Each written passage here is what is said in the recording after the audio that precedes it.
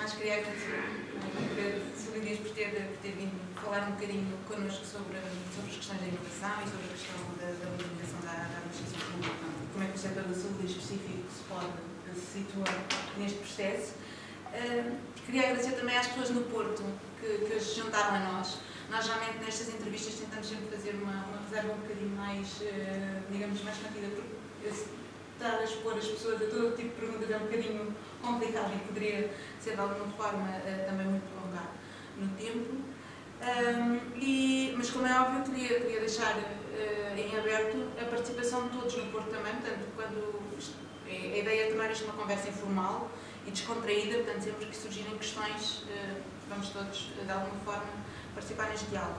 Nós temos aqui umas perguntas mais ou menos alinhadas, mas, como é óbvio, isto vai surgir ao longo da conversa, não queremos de modo algum ser uma questão de pergunta-resposta. Vamos começar um bocadinho com o seu percurso. Tem um percurso profissional e académico muito ligado aos sistemas de informação. Sim. Na sua perspectiva, acha que o processo de modernização liga-se? O link é essa a ponto essencial? É determinante? É somente esse? Gostava que nos falasse um bocadinho por aí. Iríamos começar esta entrevista por aí. Tinham dito que era fácil. Não! Bem, bom dia ao Porto também. Bom dia às pessoas que estão no Porto. Muito obrigado também por estarem aqui a ouvir-nos. Espero que valha a pena. Bom, o meu percurso, e em particular sobre os sistemas de informação, e se a modernização passa só por aí? Não, acho que de todo não passa. Passa muito por aí também. Acho que a modernização tem naturalmente muito a ver com a otimização de processos, com a melhoria de níveis de eficiência, de eficácia, redução de erros, enfim, coisas. Depois podemos falar mais no decurso da conversa. E que naturalmente tudo tem a ver com sistemas de informação. São ferramentas, eu acho que são enablers, muitas vezes críticos para se conseguir isso. Eu acho que é inequívoco que toda a sociedade nas últimas décadas, níveis de produtividade, níveis de eficiência aumentaram exponencialmente com os sistemas de informação, portanto com a capacidade de computação, com a capacidade de processamento, com a capacidade de armazenamento de dados, com análises que se conseguem fazer hoje que não se conseguiam fazer no passado. No caso da saúde, é um dos casos onde isso é mais evidente. Vou-vos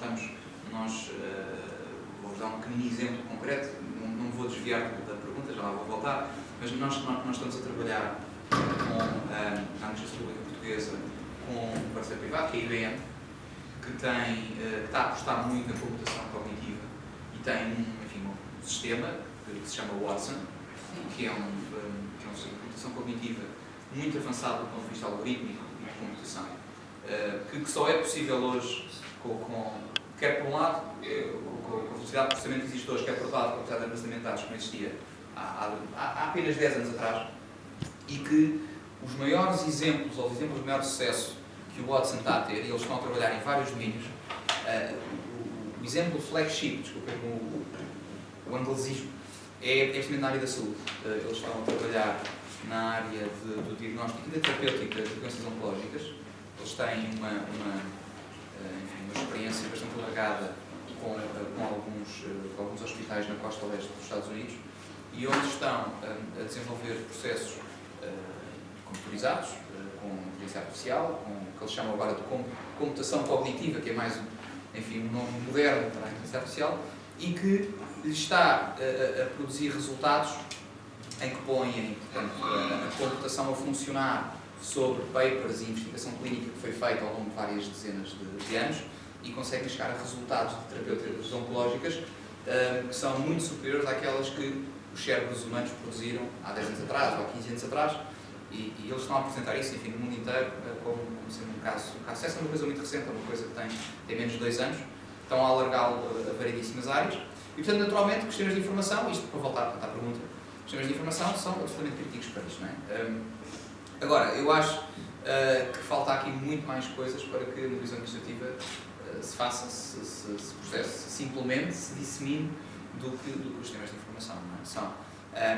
Acho que todas as áreas do comportamento organizacional, da gestão empresarial e organizativa das empresas é absolutamente fundamental, nomeadamente nas empresas públicas e na administração pública, naturalmente, onde muitas vezes existe ainda assim, à data de hoje, um déficit de preparação para o tema da mudança, não é? E sobretudo pela heterogeneidade que existe no seio da administração pública. Portanto, nós temos um conjunto de organismos, de institutos, de agências, etc., que estão cada vez mais a abraçar os temas de inovação e de modernização, ao mesmo tempo, e isso é normal, é assim na sociedade, que há outros que estão muito pouco preparados e que não estão, digamos, no mesmo comprimento do ano.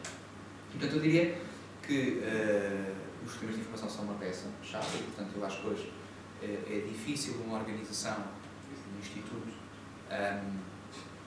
seja numa área muito setorial, como é o caso da saúde, seja numa área mais transversal, eu não diria impossível, mas é praticamente impossível passar por um bom processo de modernização sem ter um domínio forte dos sistemas de informação e nas mais variadas áreas dos sistemas de informação, seja na preparação das infraestruturas, portanto, em ter um parque tecnológico adequado, seja depois, sobretudo, na componente algorítmica, de software, etc., para fazer diferente daquilo que se fazia até hoje. Mas depois há todo um conjunto de skills e de necessidades de gestão que eu acho que são, porventura, e depois de estarem preparadas as bases tecnológicas para se começar a fazer essa modernização, que são ainda mais importantes, porque sem elas não conseguimos implementar essas inovações, esses processos de modernização. Aliás, de resto, nós temos, e na agência que eu coordeno, nós vemos isso muitas vezes, nós assistimos a uma vaga de profundo modernização dos parques tecnológicos por parte das instituições, mas depois muitas vezes os processos ficam os mesmos. A coisa que está a fazer é modernizar o hardware, aqui ou ali o software, pedindo licenças de uma nova release de um package de software qualquer, mas depois os processos ficam muitas vezes os mesmos e, portanto, sem haver também uma vontade de melhorar os processos, porque os processos, tudo está mal, não se consegue verdadeiramente modernizar. E no meio disso tudo, onde é que fica a inovação? Qual é que é o papel da inovação? Bom, isso é mais uma pergunta difícil. Só a definição da inovação. Perceber o que é inovação, para mim, enfim, é interessantíssimo, porque também já há algum tempo que trabalho em inovação. Porque, enfim, também no meu percurso também passei por áreas de marketing, marketing puro, e, portanto, o tema da inovação, a mim é um tema muito relevante. Eu acho que, vamos ver, e é um tema, enfim, é spot on, porque muitas vezes confunde-se inovação com R&D, com fazer um grande breakthrough tecnológico e um grande desenvolvimento de uma coisa completamente diferente. Não é de todo verdade, não é? A inovação, enfim, a literatura teórica, académica também o diz, há inovação contínua e há inovação disruptiva, não é? E muitas vezes quando se fala de inovação, as pessoas tentam logo a pensar em inovação disruptiva e fazer coisas completamente a rasgar tudo que se tenha feito e não é de todo verdade, não é? E isto porquê? Porque a inovação pode ser feita de muitas formas diferentes. Pode-se fazer inovação de produto ou serviço, fazer um serviço novo que nunca tinha sido feito, ou disponibilizar um produto que nunca tinha existido. No caso, por exemplo, que a nós nos diz muito respeito e que a SPMS é um excelente promotor do ponto de vista de produtos, tudo tem a ver, por exemplo, com um cartão de cidadão, com a autenticação, com a chave móvel digital, são produtos novos, são serviços novos, naturalmente, mas pode haver muita inovação nos canais de distribuição, serviços que eram prestados presencialmente e que passam a ser disponibilizados online de forma eletrónica, é claramente inovação. Podemos dizer que é uma informação naturalmente de continuidade, de ir para um canal de distribuição diferente, para um canal de acesso à população diferente, cidadãos e empresas, mas é inovação também. Há inovação também na componente promocional e divulgação, porque eu acho que um dos takeaways que era importante ter na administração pública é que, de facto, a inovação não é só fazer uma peça tecnológica diferente, que depois ninguém conhece, que depois ninguém sabe que aquilo existe e que depois não é utilizado. Portanto, um dos grandes desafios que temos é garantir que aquilo que é feito de novo é conhecido pela população, e em especial pelos cidadãos que são alvo daquilo que estamos a fazer. E, portanto, também na promoção e na divulgação daquilo que andamos a fazer, também se pode inovar. E essa comunicação, isso tudo na administração pública, passa por entrar em campos de comunicação e de chegar ao público-alvo que, se calhar, pensávamos, ou ainda pensamos há dadores, que estão reservados para o setor privado. Porque a em bom rigor, qualquer coisa nova que a gente faça, se for boa, quando as pessoas tiverem contacto com ela e quando a conhecerem, as pessoas vão utilizá-la. Portanto, o que a gente tem que garantir é que as pessoas conhecem as virtudes e conhecem aquilo que nós estamos a fazer na administração pública.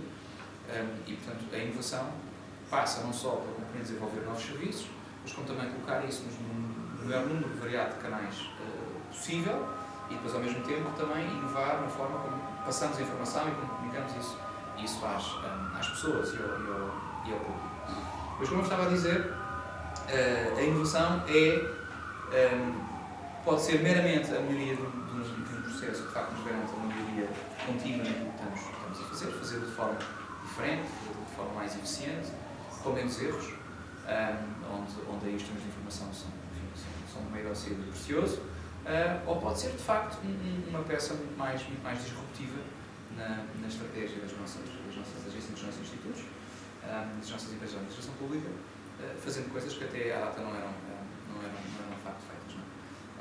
Isso muitas vezes prende-se também com a inovação de âmbito geográfico, ou seja, nós podemos não ser inovadores à escala mundial, mas por trazermos práticas que já são feitas noutros países, mas que os nossos cidadãos não tinham acesso, ou que as nossas empresas não tinham acesso, nós estamos também a garantir que estamos a prestar um serviço inovador.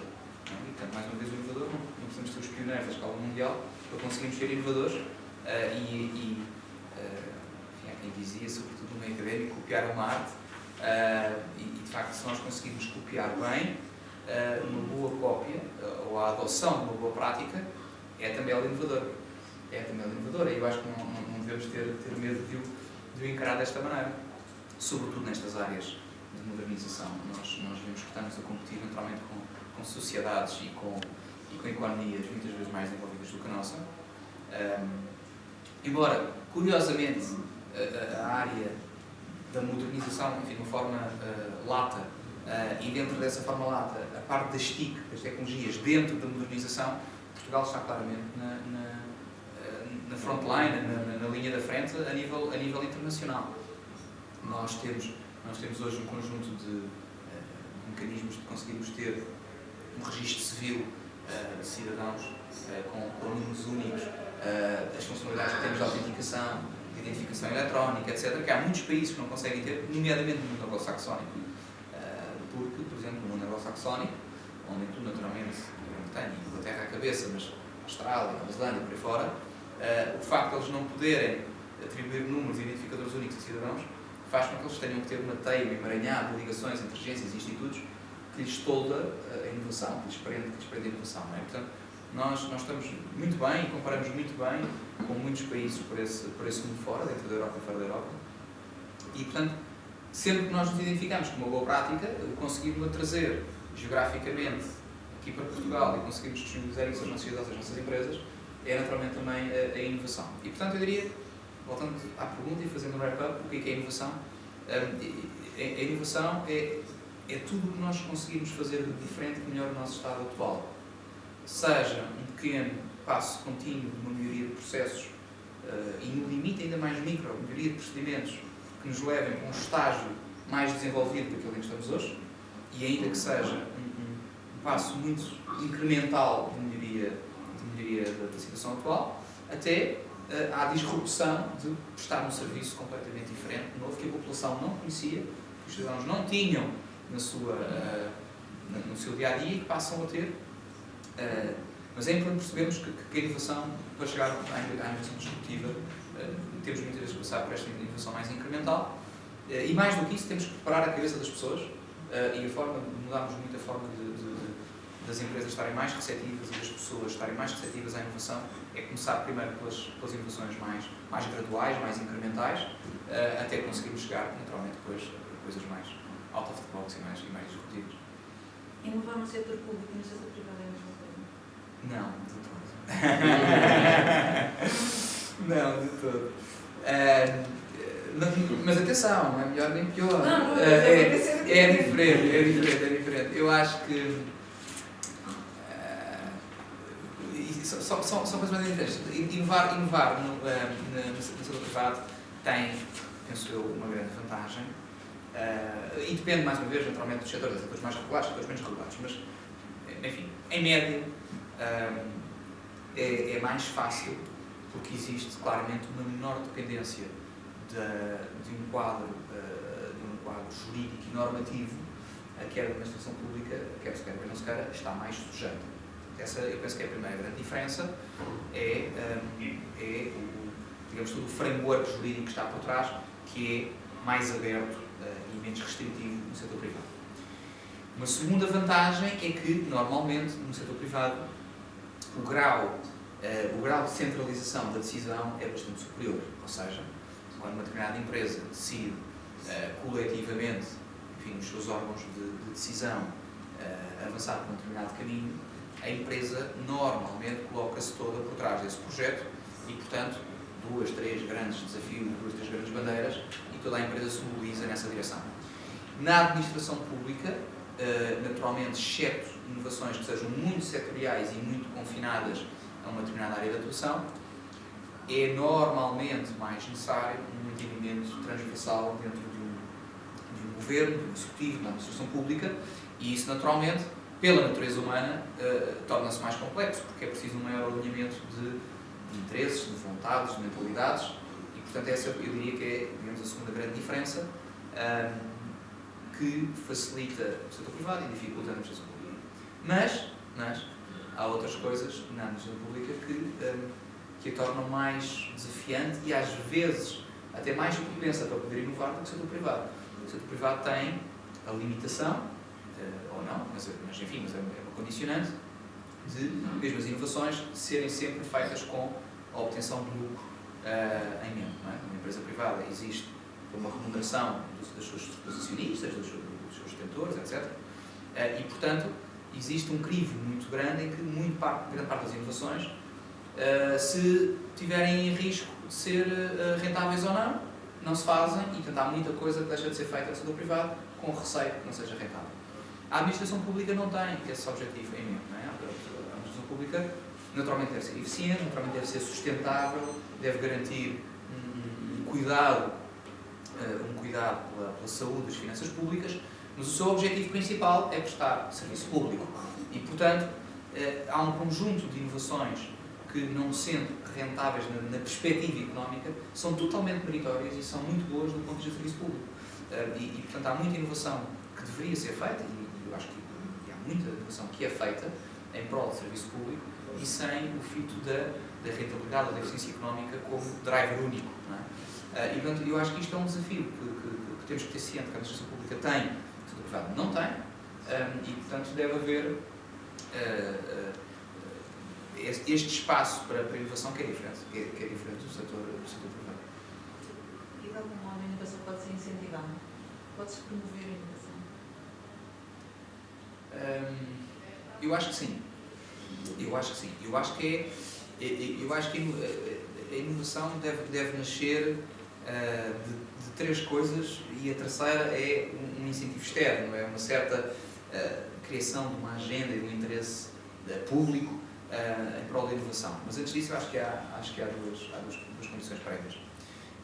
A primeira condição prévia é o próprio clima em que a organização, ou no caso da administração pública, um país se encontra. Ou seja, eu acho que é quando nós conseguimos ter a frieza, o distanciamento, a racionalidade de fazer bons diagnósticos de quais são os nossos problemas, de quais são as nossas dificuldades, que nascem as grandes empresas no sentido de empreendimentos, não é? A nossa história portuguesa é feita disso, não é? Os descobrimentos são isso mesmo, não é? A necessidade de crescer por mar quando por terra não estávamos a conseguir, criar novas rotas porque estávamos tapados a leste por um vizinho maior do que nós, e depois mesmo a própria a nossa evolução histórica foi muitas vezes feita à base disso, não é? E eu acho que a inovação parte primeiro daí, não é? Nós conseguimos perceber onde é que estamos, o que é que estamos a fazer mal, onde é que não estamos a crescer, ou se estamos a crescer, onde é que não estamos a crescer bem, ou se não estamos a prestar algum serviço, onde é que temos a prestar um serviço melhor. E isso muitas vezes pode nos levar às tais inovações que eu falava há bocadinho, de caráter mais incremental, mais contínuas, menos disruptivas, mas que lá está, pela definição, pela minha definição, enfim, que tem algum suporte académico, mas há várias definições de inovação que têm a ver com levar-nos para um patamar diferente de evolução face à situação em que estamos hoje. A inovação passa muitas vezes primeiro por aí, não é? Fazemos um bom diagnóstico e vemos o que é que podíamos fazer de diferente e dar pequeninos passos seguros, mas que os consigamos fazer para nos fazer passar para um estágio evolutivo mais avançado. A segunda coisa que é preciso é menos macro, é mais micro, tem menos a ver com a conjuntura, mas tem mais a ver com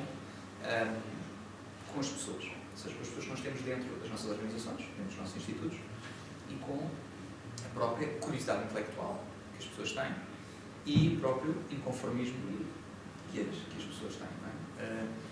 Não tem só a ver com as médias etárias, não tem só a ver com os perfis académicos, não tem só a ver com as funções que as pessoas desempenham, tem a ver com tudo isto e com o próprio clima organizacional que as próprias pessoas impõem à organização. Naturalmente, se nós tivermos pessoas que são mais inconformadas e que estão sistematicamente a desafiar o status quo e a propor formas diferentes de fazer as coisas, não tenho dúvidas nenhumas que essa empresa, essa instituição, vai, em média, fazer mais inovações e promover mais mudanças do que outra em que os seus quadros, em que os seus funcionários, em que os seus trabalhadores, por definição, são mais conservadores, mais conformistas e têm menos abertura para alterações. Portanto, eu acho que essa é claramente a segunda condição de base que temos que ter nas empresas e temos que promover, de certa maneira, para que a inovação se dê. Porque isto, mais uma vez, está relacionado com o que eu disse ao início, que não basta ser algum de sistemas de informação ou ter juristas que são especialistas em criar regulamentos e fazer propostas de resoluções de ministros, de leis, o que quer que seja, que permitam a inovação. Não, tem muito mais a ver, muitas vezes, com os comportamentos organizacionais e mentalidades que as pessoas têm do que propriamente com o skill set tecnológico que lhes está inerente. E o terceiro fator é, de facto, os incentivos externos. Não é? Ou seja, mesmo que já lá esteja um nível adequado de diagnóstico, perceber onde é que a gente podia fazer diferente, o que é que nos faz falta, o que é que podemos fazer diferente. E mesmo que exista já algum inconformismo, aquela agitação, aquele nervoso miudinho das pessoas que existem, não está bem, temos que fazer qualquer coisa diferente, mesmo que isso tudo já lá esteja, ajuda sempre, e é muito útil, a intervenção externa de promover uma agenda de inovação. Hoje em dia, eu acho que poderemos estar a cair num excesso de toda a gente a promover uma agenda de inovação. Temo, aliás, que se esteja a tornar quase um clichê toda a gente promover uma agenda de inovação, mas quando essas agendas de inovação são de facto bem feitas e são sérias, elas são muito bem-vindas. Porquê? Já porque são um reforço das duas primeiras, não é? Porque qualquer agenda de inovação, aquilo que devia começar por fazer era tal diagnóstico racional e frio da situação em que estamos e onde é que os nossos cidadãos, os nossos clientes, no caso do setor privado, onde é que lhes falta algum serviço, onde é que lhes falta algum produto, ou que canal de distribuição é que eu não estou presente e devia estar. Portanto, este é o primeiro layer que devia nortear e que devia sustentar no trabalho de inovação. O segundo é criar condições para que haja o tal nervoso miudinho dentro das nossas instituições e das nossas pessoas para fazer diferente. E o terceiro é criar os mecanismos que eventualmente não estejam disponíveis, recursos financeiros. Portanto, naturalmente, que quando há uma criação de uma agenda de inovação, isso deve ser acompanhado de um package orçamental, financeiro, sério, que permita, de facto, criar grupos de trabalho, grupos de investigação, grupos de atividade, muitas vezes paralelos ao negócio central, ao negócio diário, cotidiano dessa empresa, dessa instituição. Para além disso, naturalmente, a criação, a dotação de recursos humanos, de tempo, muitas vezes, garantir, porque se queremos que a inovação produza efeitos, muitas vezes é preciso perder muito tempo, e não é perder, é investir, mas isso no dia-a-dia, para quem está a trabalhar, é perder, muitas vezes, e muitas vezes para os meus colegas de lado é mal interpretado, porque faz falta às pessoas para o trabalho das equipas no dia-a-dia e os grupos de projeto, etc., muitas vezes são mal interpretados, mas a agenda de inovação passa por isso, passa por apadrinhar, defender, acarinhar essas equipas e explicar a importância para o futuro da organização. E depois, mais do que isso, dar visibilidade e comunicar. Ou seja, seja a nível de topo governativo, como a agenda de inovação a nível governativo, ou do Instituto Público, ou mesmo de uma determinada equipa. Uma das grandes tarefas de quando se cria uma agenda de inovação é, naturalmente, dar visibilidade à importância desse trabalho que se está a fazer. Não é? Ou seja, eu diria que são as 3 grandes, depois micro, fatores que uma agenda de inovação tem que ter, naturalmente, enfim, a componente financeira, a componente de recursos materiais, a componente de recursos humanos / de tempo que se deve dedicar, com planeamento, etc. E depois uma terceira é uma camada de promoção e de divulgação para dar empowerment, visibilidade, seriedade ao trabalho que a inovação deve merecer. Porque, de facto, não é fácil, hoje em dia, que é talvez um dos grandes entraves na conjuntura atual, com a escassez de recursos, que a maior parte das empresas vive, mesmo no setor privado, e não creio que hoje em dia seja muito diferente. O setor privado, na maior parte, passou por um período de crise muito grande, passou a generalidade dos setores por um esforço de racionalização também muito grande, no setor público, porventura, ainda mais, portanto, com uma grande restrição, quer do ponto de vista orçamental, quer do ponto de vista de escassez de recursos humanos. É uma das tarefas árduas da inovação, é conseguir destacar um conjunto de recursos que fazem falta para a operação diária e cotidiana das instituições, e refiro aos dois, recursos financeiros e recursos humanos, e desviá-los para fins de inovação. E isto será tão mais difícil quanto mais quisermos as tais inovações mais disruptivas, que saem muito fora daquilo que estamos a fazer. Porque enquanto quisermos inovações de pequena monta, incrementais, graduais, será mais fácil mantê-las no dia-a-dia cotidiano das próprias equipas, porque elas próprias encontrarão no seu dia-a-dia formas de fazer diferente e de fazer melhor. Se quisermos criar grupos de projetos paralelos para fazer coisas muito, mais uma vez, sobre a out of the box, coisas muito diferentes daquilo que fazemos, naturalmente que isso tem que ser muito bem comunicado, isso tem que ser muito bem planeado e tem que ser divulgado de forma certa nas organizações. Destaca alguma experiência na dinamização da inovação no mundo dos últimos anos? Ocorre assim alguma experiência? Ocorrem várias. Esta é a parte em que agora consigo ficar mesmo agora a falar. Fizemos várias coisas em vários domínios, setoriais, não setoriais.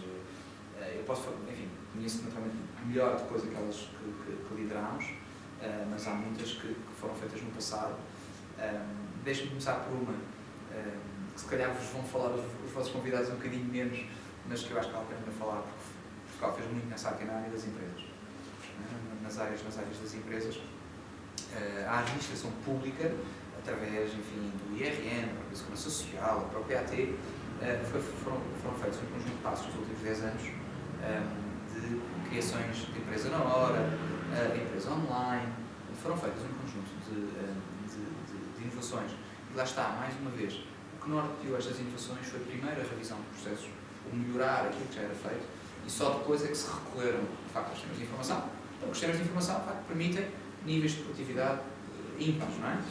Mas a gênese de muitas destas alterações, primeiramente a empresa na hora, passou por uma revisão de processos que permite que empresas possam ser fundadas e criadas e registadas em 24 horas, em menos de 24 horas, quando no passado, muitas vezes, eram 2 meses, 3 meses, e depois iam para trás para o registro, e depois o nome, a designação comercial ou societária daquela empresa já existia, volta para trás e começa tudo de novo. Enfim, tudo isso foi feito, enfim, na última década, atravessou vários governos, várias administrações públicas, e é de facto uma área onde Portugal inovou muito e onde está muito à frente, quando comparada também com outras géneros europeias, mantendo ainda na área de empresa, outra área que avançou muito, foi toda a área dos licenciamentos. Nós, na nossa vida cotidiana, nós nem nos apercebemos, mas as empresas mais frequentes são os cafés e os restaurantes. Existem vários milhares destas micro e pequenas empresas. No total existe cerca de 300 mil portugueses envolvidos neste setor, e por ano são várias as necessidades de licenciamento. Criar uma esplanada, ter música ao vivo, vender garrafas, não vender garrafas, vender tabaco, não vender tabaco, enfim, os mais variados tipos de licenciamento, que era também um processo altamente burocratizado, difícil porque uma parte do licenciamento era feita nas câmaras municipais, outra parte tinha que ser feita para os serviços centrais, enfim, de vários institutos, e também aqui foi feito, digamos, um processo com workflow digital, com tramitação eletrónica, mais uma vez depois recorrendo à STIC, e a um portal eletrónico, no caso, enfim, o balcão do empreendedor. E todos estes processos passaram a ser feitos de forma online, uniformizados para todos os pontos do país, seja no município de Caminha, ou seja em Vila Real de Santo António. O processo é sempre o mesmo e é hoje muito mais expedito, muito mais rápido e muito mais económico, primeiramente pelo componente de ter que evitar não sei quantas locações e não sei quantas viagens. Bom, do lado dos cidadãos, eu acho que as novidades são, ou as inovações foram ainda mais expressivas, não é? Eu penso que provavelmente, se calhar, aquela que é o maior ovo de Colombo, que se depois formos a ver bem, ela é bastante mais do que um ovo de Colombo, ela hoje parece-nos um ovo de Colombo, e que hoje está no meio privado, mas nasceu na administração pública, que é o exemplo da Via Verde. Pouca gente, se calhar, não sei se aqui à volta desta sala, sabiam que a Via Verde foi uma inovação pública. Hoje é um benchmark, é um best practice internacional. Naturalmente, eu acho que ninguém discute o aumento também de produtividade que trouxe ao transporte rodoviário e ao rigor da contabilização, ao combate à fraude e à fuga, muitas vezes, que se fazia no pagamento de portagens. E é uma inovação, claramente, da administração pública. Depois disso, tivemos outras muito expressivas na área, por exemplo, da STIC, e para mim foi das mais importantes, e eu acho que foi disruptiva. Muita gente que considera uma inovação incremental, eu não acho, eu acho que foi disruptiva, que foi a nossa, na área fiscal, a entrega das declarações de IRS por parte, enfim, de cidadãos, portanto, de trabalhadores, por conta própria, por conta de outrem, declarações de rendimentos, porque fomos também dos primeiros países a ter esse mecanismo eletrónico, de submissão eletrónica, e naturalmente que foi penoso, e foi um processo que me recordo, até inclusive, enfim, nos meus relacionamentos pessoais, o meu agregado familiar, a trazer algumas reservas a quem não sabia trabalhar com o computador, mas independentemente também dos benefícios que trouxe de fuga ao fisco, de redução de fuga ao fisco, teve, acima de tudo, para mim, o grande mérito de começar a ter, em sistemas informáticos de grande escala, interoperabilidade entre sistemas, não é? Nós conseguimos fazer ligações e trocas de informação entre, por exemplo, autoridade tributária e segurança social. Eu acho que é uma enorme mais-valia para os cidadãos, é claramente a criação de valor para a administração pública, porque reduz custos, reduz, muitas vezes pior do que custos, tempo. É uma coisa que de facto todos nós nos revemos aqui há uns anos atrás, ainda hoje, infelizmente, mas há uns anos atrás ainda pior, de irmos a um balcão destas repartições e perder horas e horas infindáveis, e portanto tudo isto cria bem-estar à população. Naturalmente que também aqui ainda há passos a fazer. Nós falávamos, antes de começarmos a sessão, falávamos no exemplo de alguns países onde as declarações já são aí totalmente pré-preenchidas, porque a administração fiscal vai buscar os dados todos da restante administração pública. Portanto, não é preciso que o cidadão esteja a perder tempo a introduzir dados, com o risco também que muitas vezes esses dados estão errados, depois temos que corrigir, temos que clarificar, depois pagam-se coins, etc. Enfim, a inovação muitas vezes é isso mesmo, é criar mais comodidade, criar mais bem-estar à população. Mas esse é um excelente exemplo de modernização, por isso que eu estava a dizer, quer dizer, muito mais do que o sistema informático em si, embora, sem dúvida nenhuma, foi dos primeiros sistemas informáticos de grande escala que se fizeram para um serviço da administração central chegar distribuidamente a toda a população, mas para mim mais importante do que isso foi a criação dos primeiros passos de interoperabilidade entre serviços da administração central que pertencem a ministérios diferentes, que têm telas diferentes, que têm visões muitas vezes até diferentes do mundo das TIC, do mundo da modernização, mas que se conseguiram entender e conseguiram partilhar dados, e eu acho que isso foi claramente um breakthrough, foi um avanço disruptivo na minha ótica. Mais recentemente temos assistido, e aqui vou meter tudo debaixo de um chapéu, onde vos vou incluir, porque vocês são de facto, se não o melhor exemplo, são um dos melhores exemplos, toda a criação de processos eletrónicos, enfim, genericamente os chamados portais, mas que são de facto um grande passo da modernização, por dois motivos. Primeiro, porque tem um forte promotor, é um fator de grande promoção da literacia digital e da info-inclusão. Sobretudo aquelas pessoas que já têm uma certa preparação, mas que vão estando renitentes em usar serviços eletrónicos, passam cada vez mais a ter incentivos para estarem familiarizados com as novas tecnologias, enfim, com a mera utilização de um computador caseiro, seja ele um desktop, seja um laptop, enfim, pessoas que não o faziam vão passar a ter um incentivo para o fazer. Serviços tão cotidianos, e aqui vocês entram com a vossa, enfim, se calhar, não sei se é a última, mas é uma das mais sonantes, a receita sem papel, de facto é mais um passo nessa direção. Portanto, de pegar numa coisa cotidiana das pessoas e torná-la eletrónica, desmaterializá-la, é de facto um excelente promotor, é um excelente incentivo para que a população se habitue a trabalhar sem papel. Com as vantagens que isso tem, não é? Aqui não estarei a ensinar nada a vocês, mas, enfim, as vantagens do arquivo eletrónico, as reduções de erros, os mecanismos de combate à fraude, naturalmente as poupanças de custos e sustentabilidade do sistema, tudo isto são maneira que, enfim, já vos falei, acho que é terceiro por falar disto, mas de facto, porque acho que do ponto de vista da sociedade foi o que teve mais impacto.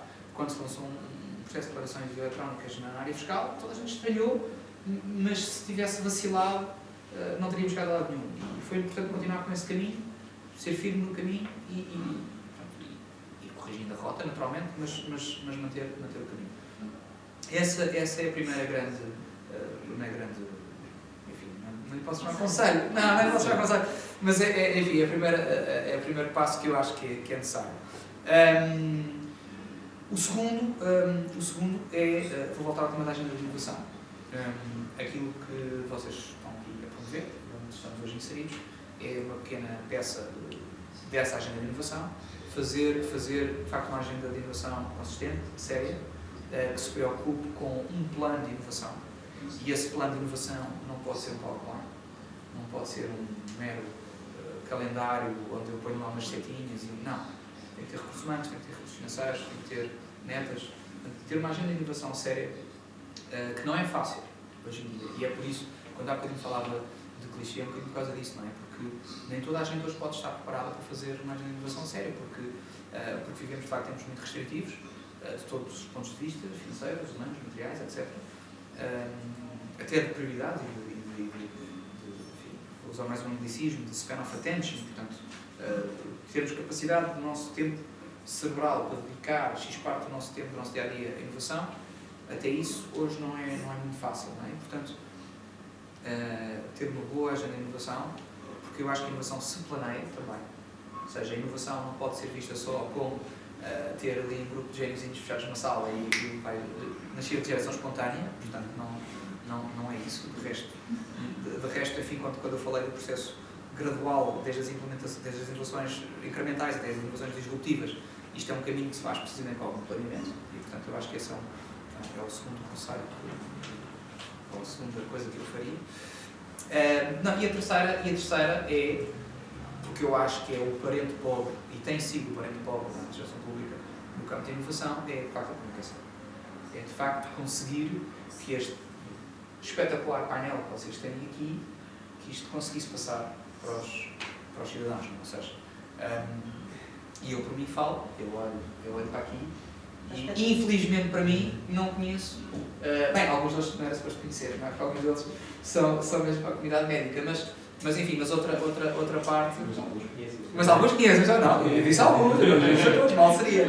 Não, mas a verdade é que eu acho que, não só naturalmente na área da saúde, mas em todas as áreas, há um déficit de comunicação, não é? Quer dizer, nós. Vocês vejam, por exemplo, o sucesso que teve, bem sei que os temas fiscais são, por natureza, temas que dizem muito a todos nós. Por exemplo, o tema do e-fatura. O tema da fatura é um bom exemplo, naturalmente, de comunicação. Quer dizer, não só porque, de facto, foi descoberto ali um mecanismo de incentivar, eu diria bem a poupança, porque aquilo é mais um mecanismo de evitar a fuga ao fisco de um certo tipo de atividades empresariais, mas que conseguiram, depois de ter incentivos fiscais para os cidadãos, através da redução de IVA, etc. Mas a verdade é que depois, tudo o que se fez à volta do e-fatura, com sorteios na televisão, com anúncios nos jornais, com uma app que nós temos nos nossos smartphones para controlar os sorteios. Enfim, tudo isto, de facto, ajudou a que hoje toda a gente conheça o que é o e-fatura e a fatura eletrónica. Bom, e só não usa quem não quer, ou quem não tiver paciência. Ou quem não... E, portanto, este é um bom exemplo de que, e mais uma vez, o e-fatura foi uma coisa inovadora. Não foi, enfim, tanto quanto sei, não foi inovadora na escala mundial, já tinha havido experiências de 10 em outros países, mas muito poucas, portanto, não é uma coisa comum, e foi uma coisa que se trouxe a Portugal, portanto, é inovadora em Portugal. Mas o grande valor que tem é, para além do desenho conceptual da solução, foi o ter conseguido chegar, de facto, à população como um todo e ser usada massivamente. Não torna a inovação per si melhor ou pior, mas eu acho que ela cumpre o desígnio que ela tem, que é de ser utilizada, que é de ser serviço público. E, portanto, eu acho que essa é, digamos, que é a terceira coisa que eu acho que nós temos todos que ter atenção. A SPMS, como todas as outras organizações da administração pública, onde a minha se inclui, e é nesse sentido que estamos já a preparar 2016, é de conseguir divulgar, comunicar aquilo que vamos fazendo, porque ainda fazemos assim muita coisa antes da República Portuguesa. Mais uma vez, está muito bem cotado internacionalmente. Mesmo nos fóruns muito desenvolvidos, como o caso da CDE, estamos muitíssimo bem colocados. Sobretudo, estamos muito bem colocados na criação, na disponibilização de serviços. Estamos, lá está, menos bem depois na utilização, menos do lado do consumo. Portanto, se quisermos ver isto em consumo e oferta, temos muita oferta e pouco consumo. E, portanto, o terceiro caminho, a terceira sugestão, a terceira recomendação é como é que nós vamos aumentar o consumo destes novas inovações, destes novos serviços. Estamos presentes de algumas grandes cabeças desta casa. Eu agora abro a plateia. Porto, tem perguntas? Mas posso colocar já uma pergunta, se ninguém tem. A AMA dinamiza também algumas iniciativas da valorização da distinção TIC, que ainda fez recentemente, o que procura também bons exemplos que haja noutros ministérios. O facto de procurar estes bons exemplos e o facto de ser transectorial muitas vezes pode criar ou pode gerar iniciativas de competição saudável, digamos assim, entre os vários ministérios, muitas vezes iniciativas que são precisas, ou seja, juntar aqui esta estratégia de interoperabilidade, como falaram um pouco. Como é que vê estes desafios ou estas definições para que se promova cada vez mais a inovação? Essa pergunta é interessantíssima e merece uma reflexão longa e aprofundada. Vamos lá ver. Enquanto a competição for saudável, ela é sempre útil. Eu acho que isso, enfim, ninguém discute, porque o criar essa competição saudável obriga a quê? Obriga a ver o que é que eles estão a fazer, obriga a ver o que é que nós temos e o que é que nós não temos, obriga a tentar perceber, bom, se eles têm aquilo e aquilo funciona tão bem, ou se cá tem que fazer uma coisa idêntica, mas vou fazer melhor. E, portanto, isto tem aqui quase que uma componente darwiniana, tem quase que aqui uma componente de benchmarking e fazer melhor. E isso é naturalmente positivo. Eu acho que é por aí que a inovação começa mais uma vez, como eu disse há pouco, portanto, fazer um diagnóstico bastante racional daquilo onde estamos hoje para conseguir fazer melhor.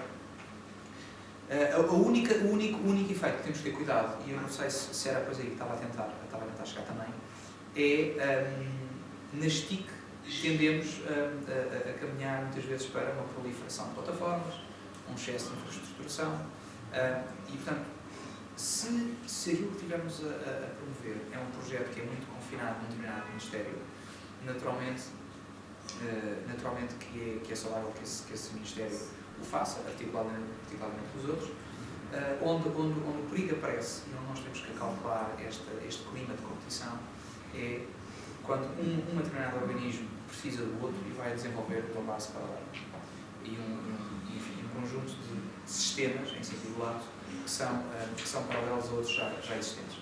Enfim, seja armazenamentados, seja de processamento, seja muitas vezes em software. E portanto, eu acho que há aqui um equilíbrio, acho que há aqui um grande equilíbrio entre o que é que deve ser, por um lado, um clima de competição saudável e um clima de interoperabilidade. Na infraestruturação, eu penso que, enfim, também, todo o trabalho tem sido feito, no GPT e noutros fóruns de discussão, começa a haver muito mais alinhamento, primeiro, intraministerial, onde de resto, enfim, a SPNS faz aí também um trabalho notável, e deixo mais uma vez falar da grande empresa por trabalho que tem feito nesta área também.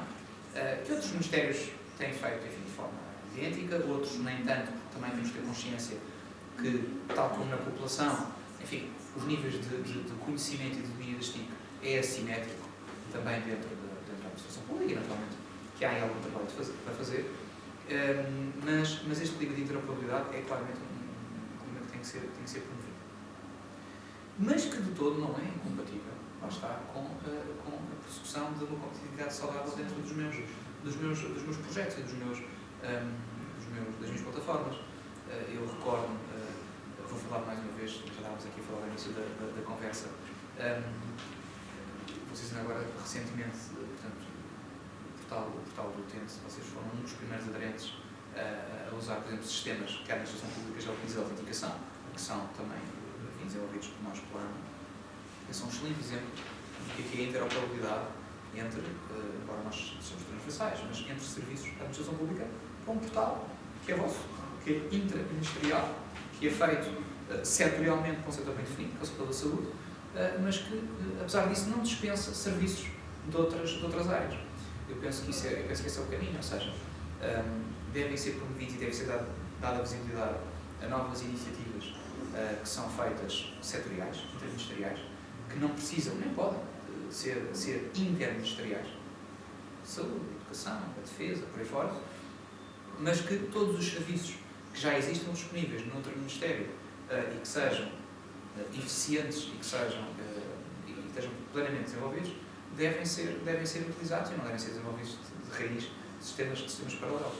Este é um exemplo que eu utilizo de facto muitas vezes e que nos serviços partilhados vocês não conhecem e que a nível interministerial são evidentes. Serviços que nós disponibilizamos hoje, envios de SMS, plataformas de pagamentos, todos os serviços de autenticação. Quer dizer, se estes serviços já existem disponíveis na administração pública, não é racional, não é eficiente, eu penso que não defende os interesses do cidadão, nem do cidadão contribuinte o desenvolvimento de novos sistemas paralelos. Não?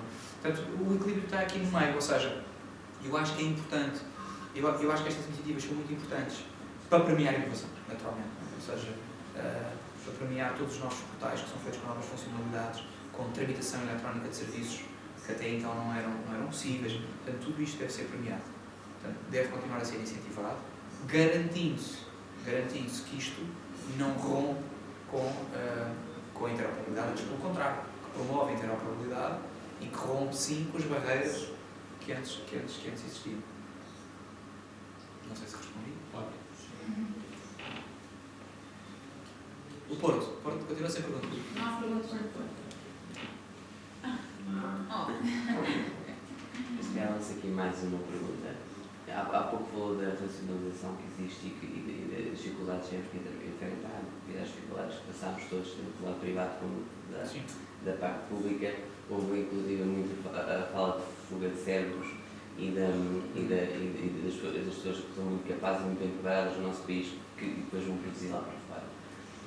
Acha que os recursos humanos da administração pública, principalmente, estão preparados e têm know-how para trabalhar nessa inovação e estar na vanguarda e continuar na vanguarda? Esta é a minha primeira pergunta.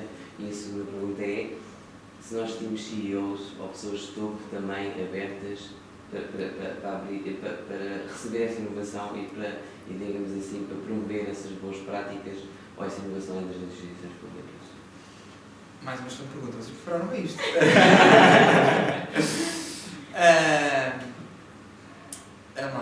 Como é que eu consigo ser politicamente correto? Não, a primeira eu acho que claramente é um grandíssimo desafio. E não é fácil de resolução. E digo isto com algum pesar porque estou a gerir uma casa também que depende muito de tecnologia. Portanto, sou o primeiro a sentir na pele, enfim, vou dizer de forma assertiva, brutal escassez de recursos qualificados que temos para os projetos que temos e para as necessidades que acho que o país ainda tem. Não é? Portanto, eu acho que há de facto aqui um trabalho muito grande a fazer,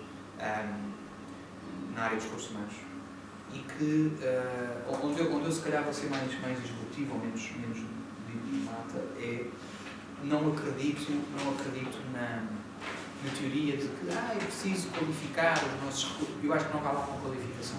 Ou seja, eu acho que o desfazamento que nós temos é suficientemente grande para nos próximos anos conseguir suprir o déficit das novas entradas, nomeadamente no setor público. Estou a falar do setor público. As novas entradas que precisaríamos para nos recapacitarmos como precisávamos. E agora vocês podem dizer, se estiveram atentos também àquilo que eu disse, ou se acordaram naquilo que eu disse, que mas nós estamos tão bem colocados, mas nós temos tanta coisa, mas é que eu acho que nós temos feito isso e fizemos muito à custa, enfim, dos primeiros passos, nomeadamente das primeiras infraestruturas. Não é? Portanto, a criação de infraestruturação é toda ela, e reparem, é tudo ela feita com bens importados. É tudo importação. Portanto, nós, seja hardware, mainframes, servidores, o que quer que seja, data centers, é tudo material importado. Depois, muitas vezes, desenvolvimentos informáticos, não em todas as áreas, mas muitas vezes é feito à custa de multinacionais, com outsourcing, porque as administrações públicas não têm pessoas para desenvolver, muitas vezes in-house, as soluções. E, portanto, eu penso que a prazo, à medida que for sendo necessário o maior conhecimento do negócio de cada atividade, vai ser mais difícil nós continuarmos a crescer ao mesmo ritmo que crescemos até agora. E eu penso que isso seria muito mais fácil se houvesse, de facto, uma maior capacitação interna de recursos, que em média, isto vou dizer, em média, muito para ter mal, deverão ser recursos mais jovens do que o estoque que nós temos hoje em dia. E isto não é nada polémico, é porque as TIC nasceram há 15, 20 anos atrás, não nasceram há 50 anos atrás, e, portanto, é o que é. E, portanto, soma-se a isto a grande dificuldade, não só que a administração pública tem para recrutar, e isto é um tema que é relativamente fácil de corrigir, porque não temos normativo. Quer dizer, mudando a lei do Orçamento de Estado, passa a ser mais fácil recrutar a administração pública, mas a segunda dificuldade, essa é muito mais difícil de colmatar, tem a ver com a diferença de competitividade entre o setor privado e o setor público, nomeadamente na área das TIC. E, portanto, não há workshop nenhum, não há grupo de reflexão nenhum na área da área administrativa, e em especial na área das TIC, onde não se identifique o tema dos recursos humanos como provavelmente o maior fator, a maior barreira de desenvolvimento nos próximos anos, que é como é que as empresas, as instituições vão conseguir recrutar novos quadros e tão qualificados quanto possíveis na área das TIC. Isto era a primeira. E a segunda pergunta era os CEOs. Os CEOs, eu penso que vai alinha um bocadinho pelo mesmo diapasão. O tema aí poderá ser um bocadinho mais fácil de resolução. Eu acho que é tão crítico uma coisa como a outra, porque se bem se recordam também, na minha opinião, como é que a inovação nasce, falámos primeiro do tema, enfim, do diagnóstico da organização, depois falámos do nervosismo, daquela ansiedade boa, criativa, que eu acho, estado de ansiedade e inquietude que toda a gente deve ter na organização. Portanto, isso, se quiserem, é um fenómeno bottom-up, ou seja, nasce de baixo da organização para cima, mas depois também disse que deve haver o estímulo, deve haver de fora para dentro, ou de cima para baixo, e deve haver um patrocínio da agenda de inovação. Naturalmente que a agenda de inovação é criada de cima para baixo, não pode ser criada de baixo para cima, e, portanto, o papel dos CEOs, ou dos CIOs, ou das estruturas de decisão, naturalmente que é absolutamente indispensável para haver inovação. Se eu acho que os CEOs hoje estão preparados, não sei se a pergunta era específica do setor público ou se era de ambos. No setor privado, eu acho que genericamente estão. Acho que pode haver exceções de quem esteja mais preocupado com o imediatismo dos resultados de curto prazo, porque a inovação normalmente em Portugal também deve ser vista com um horizonte um bocadinho mais alargado, e, portanto, eu acho que nós continuamos a ter, sei lá, no setor das telecomunicações, continuamos a ter um setor relativamente sofisticado face ao que tivemos. Nós temos, mesmo na infraestruturação, na cabelagem, nos mídias, etc., nós temos um setor privado muito empreendedor também. O setor financeiro, também temos mais fácil de mudar, porque havendo depois também na componente executiva, na legislatura, uma missão de inovação, eu penso que depois será mais fácil também os próprios CEOs, os próprios dirigentes se tornem mais compreensão dessa.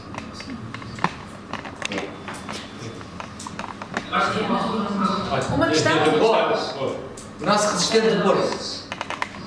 Tenho várias, mas não vou fazer todas, porque senão mais sem aqui.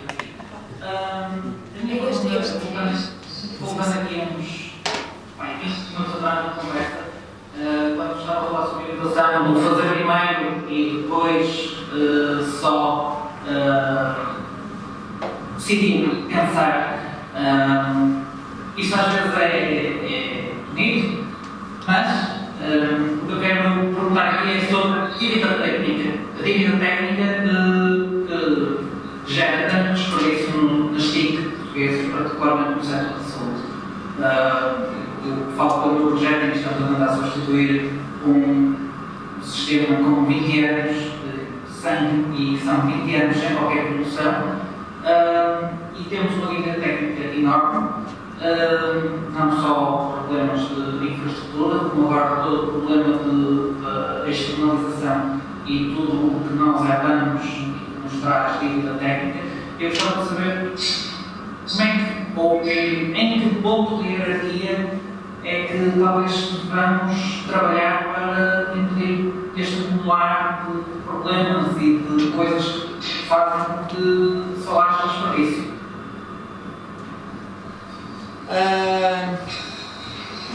É assim, eu não lhe posso dar uma resposta. Já não há uma resposta única, porque eu acho que esse é um tema. Embora eu acho que ele é relativamente transversal, ele tem acuidades diferentes em organismos diferentes. O que me leva a crer que não há uma resposta única para toda a administração pública, há uma resposta de facto específica para cada organização. E porquê é que eu acho que é assim? Porque eu acho que a solução, sinceramente, não está nem só nos CEOs, ou seja, nem é só top-down, nem é só bottom-up, são as duas. Naturalmente, primeiro tem que haver, por parte das equipas técnicas e de quem acompanha no terreno, os níveis de obsolescência, os níveis de degradação do parque, os níveis de desadequação das condições.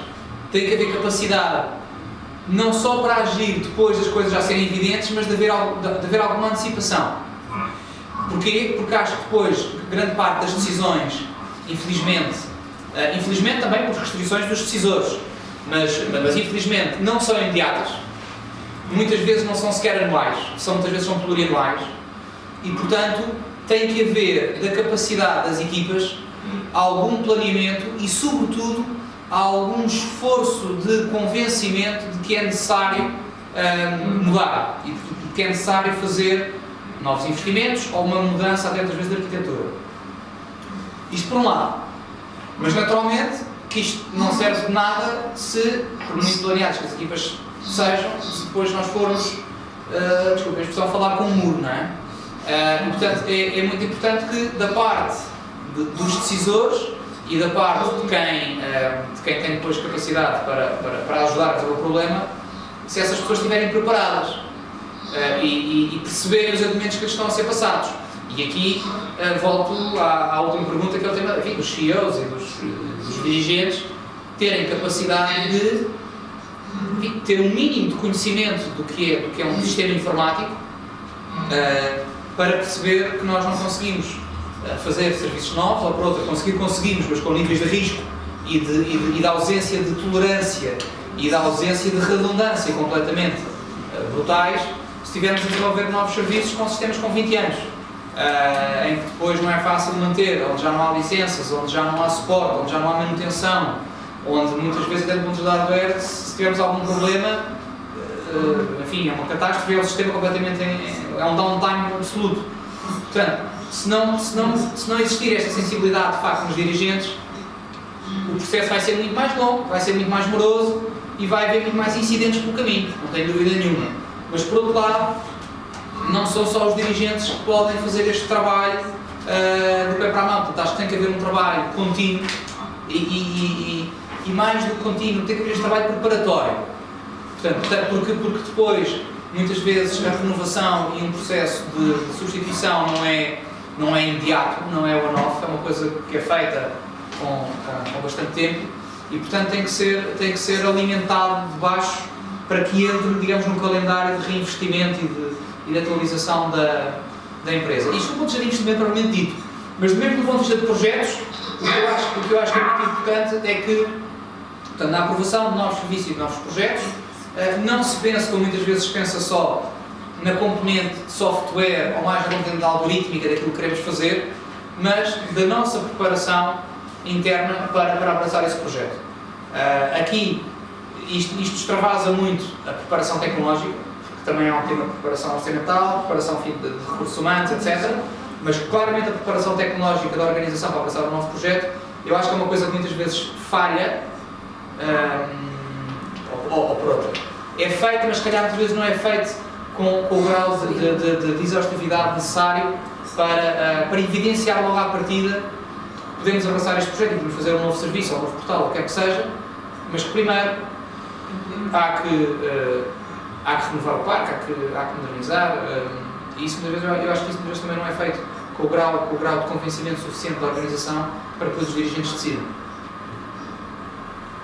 Pois, isso leva-me a outra pergunta, que é como é que nós podemos, nós na administração pública, nós que estamos cá a trabalhar e que nos aguentamos aos vários governos, como é que assistimos às várias mudanças? Eu, voltando ao tópico da minha equipa, éramos 8, agora somos 2, simplesmente não resistiu aos cortes orçamentais, não resistiu à impossibilidade de haver aumentos e agora vê-se abraços com o problema da contratação, que está fechada, não conseguimos trazer ninguém para cá, e o Sr. Pedro falou de não era assim tão difícil, mas para nós pelo menos está a ser tremendamente difícil. Eu não disse que não era tão difícil, pelo contrário. Isto é aqui um problema de comunicação na videoconferência, porque eu disse exatamente o contrário. Eu tenho aqui testemunhas. Está bem, mas falou do normativo, de mudar o normativo. Não, sim.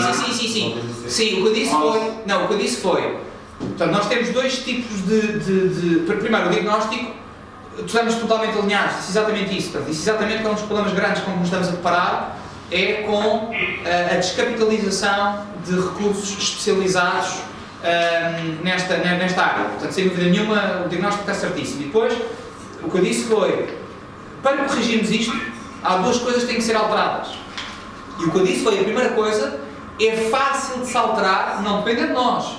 Ou seja, a parte normativa é fácil no sentido em que, quando houver um governo, seja o qual for, que na sua lei de orçamento de Estado volta a flexibilizar a entrada de recursos na administração pública, não sou especialista na matéria, mas com vínculo mais definitivo, com vínculo menos definitivo, e assim, não quero entrar nesse tipo de discussões, mas quando houver novos mecanismos de flexibilidade da administração pública, está resolvido. Ou seja, é por decreto, é fazer passar essa lei, essa parte está resolvida. O assunto não está resolvido, porque depois há a segunda parte que eu estava a dizer, é que a administração pública, e isso não se consegue resolver do pé para a mão, não tem as mesmas armas do ponto de vista da atratividade, nomeadamente a atratividade mais material, mais remuneratória, que tem o setor privado, nomeadamente nesta área das TIC. Há outras áreas onde eu acho que a assimetria é menor. Na área jurídica, a assimetria é muito menor. Na área das TIC, a assimetria é maior. Portanto, mesmo que se resolva, digamos, a comporta de bagagem na entrada da administração pública e que esta bagagem se abra, eu acho que depois continua a haver muita gente que não vai querer vir. Ou pelo menos os melhores não vão querer vir. Porque vão ter um conjunto de desafios que, do ponto de vista mais material, mais remuneratório, vai ser difícil a administração pública competir com isto. Naturalmente, a administração pública pode e deve depois apelar a um conjunto de valores e um conjunto de desafios que são meritórios à administração pública e que eu acho que a administração pública tem, nomeadamente a ética de serviço público e o conseguir inovar, mesmo em condições em que muitas vezes o que está a fazer até pode não ser rentável, portanto o setor privado não o faria, mas a administração pública faz. Portanto, este tipo de argumentos pode ser apresentado aos novos recrutas, chamemos-lhe assim, mas sabemos que não chega. E para isso eu não tenho resposta.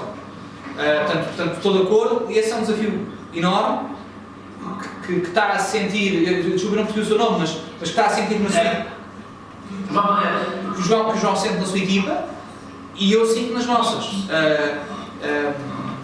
Nós temos é um enorme problema que todas as entidades públicas atravessam, e não são só vocês. E em todas as áreas. Portanto, nós na área da moderação administrativa, nós não temos só projetos TIC, aliás, nós temos muita coisa de modernização que não passa por TIC, passa por obra física, porque nós fazemos muito atendimento presencial e também estamos a fazer muita modernização no atendimento presencial, porque mesmo sem TIC é possível inovar. E uma das coisas que temos sentido é que nas valências clássicas de engenharia mecânica, engenharia eletrotécnica, temas que têm a ver com civil, com fazer obra, as entidades públicas estão também totalmente descapitalizadas. E nos vários ministérios. Portanto, isto é um tema muito mais transversal do que apenas no domínio das TIC. Nas TIC, eu acho que vai ter sempre a dificuldade de...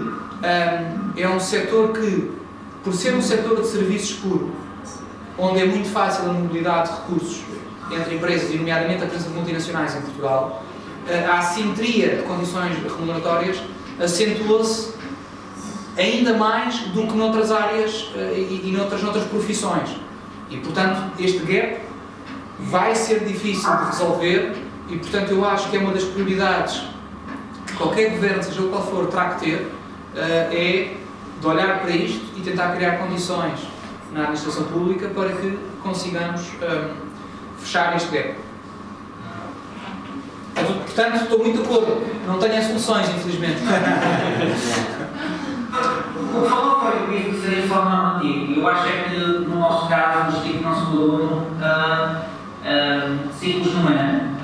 Nós estamos todos os anos à espera que o próximo orçamento nos vá deixar buscar alguém ao mercado, alguém com experiência, alguém com anos e não estagiários pagos a valores baixíssimos ou externos que estão aqui por períodos relativamente pequenos e deixam o que deixam.